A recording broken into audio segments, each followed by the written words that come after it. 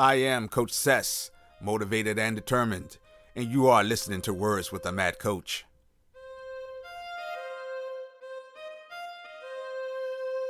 Mad World, Coach Sess coming at you. The guy with the blonde hair and the red gloves. Right now, his back's against the cage. That is Drew Pais. And yesterday, on my podcast, I got to talk with Drew. Want to get some insights about what's next, where is he going, and one of the things I was talking to a couple of fighters offline after the podcast about Drew, and I said, I like him because there's always something controversial about him. There's always something going on, In this particular fight, the round ended early. He wasn't expected to win. I've seen him in fights where he got disqualified against one of my teammates because he was just too amped up. But then after the fight, he's super respectful. Amazingly, almost a contrast of the persona of the guy going into the fight. But then afterwards, he's just somebody totally different. So I got a good vibe about him. And he fights in the 145 division. This fight took place at Fight For It, I want to say 15, 16. And he's their 145 champion. So he's the champion. And he fights at 45. He's a big kid. This guy's about 5'11". He probably could do 55. I wouldn't say 70 because he's a little thinned out.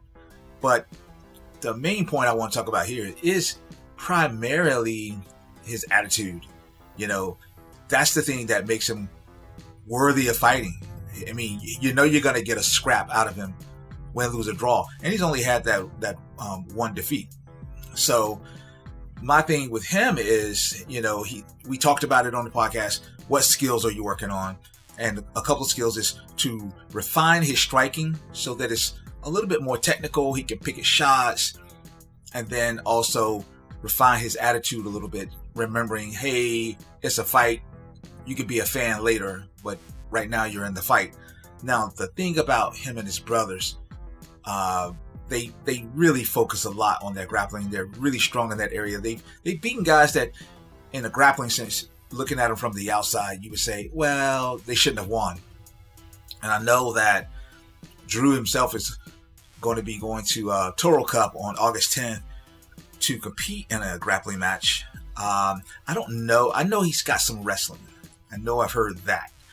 But I don't know about their jiu-jitsu prowess in terms of real accolades, like winning tournaments. Normally, Toro Cup doesn't take you unless, you've shown some prowess in grappling only events. So this will be a little bit different. And maybe Drew does have that background. I just don't know about it. But I do like talking to Drew. I do like talking to Drew because I don't know what I'm going to get all the time. Is that one of the guys I saw? He was in a picture with you guys? Yeah, that guy, yeah. Yeah, that dude was cute. He actually trained with D. Riddick. He said he was in the same college collegiate wrestling team he was in. It was in Appalachian State. So yeah, he's training with me at Jekyll right now, man. You know what I'm saying? Just going over like what D. Riddick's fair moves is and stuff. So you guys out there getting secret assassins to come into the gym. Yeah, I'm telling you, man, this guy D. Riddick, he doesn't know, man. This guy Jay's in the best shape in his life. So, our last fight, he went to New York, man. Honestly, he went there. It was like he went there just to spar. Like, the guy, I ain't gonna lie, I mean, he ate like 8 edibles. I mean, I ain't gonna lie to you. I ain't gonna lie to you, man. He ate like 8 edibles, man. He was like delayed. I'm like, yo, dude, you gotta fight, man. And like, he said, I don't care. So he went in there, but nah, this D-Riddick fight, y'all told him, man, you gotta be on your game on this one. I mean, this guy, he's gonna try to crowd sniff you. So right now we're just working on not allowing that to happen. So, yeah. If you look at D-Riddick's style, what would you compliment him on, and what are you not worried about? I say that he's gonna be a good grinder, man. He's gonna be in there like shoot, shot, reshot, shot, reshot, shot, reshot. Like he's just gonna have that. He's gonna be good at flowing with the wrestling. He might have the better wrestling, but like I mean, as a fighter, who's the better fighter? Who? You know, looking at this right here, you can see where, D. Reddick was coming from.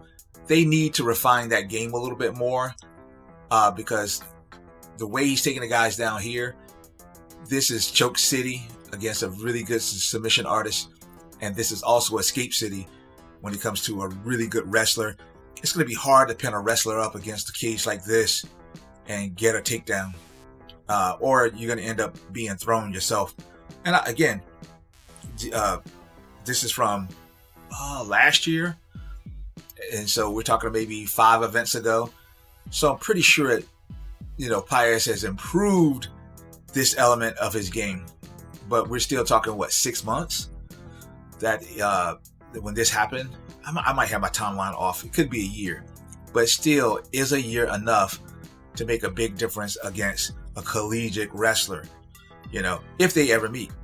Because coming up September 14th, it's his brother who has to fight D. Reddick. So maybe he can pick up some lessons and kind of learn. And the one thing I remember about this fight was, although they prefer to grapple a lot, sometimes they rush their movements. And you'll see it here where he's going to try to attack the mount and he's going to get reversed, not being aware of his weight, And then this is the part toward the end where, you can see the referee getting ready because they're getting ready to end the round, and he's going to stop them. But then that's when I noticed on my clock the round ended early. I said, what? It's a whole minute left. And you can even watch the lady's response that's in front of me, because I go, hey, there was a whole minute left. And she's like, what happened? I'm just as shocked to see is. And then you see here at the end, he just embraces the hate. This is the crowd's booing. He embraces the hate. Hits him with a DX symbol. This is what makes him kind of special, is that he's embraced the hate. And that, I think at this point, this was only like his third or fourth fight. I am Coach Sess. You've had words with the Mad Coach.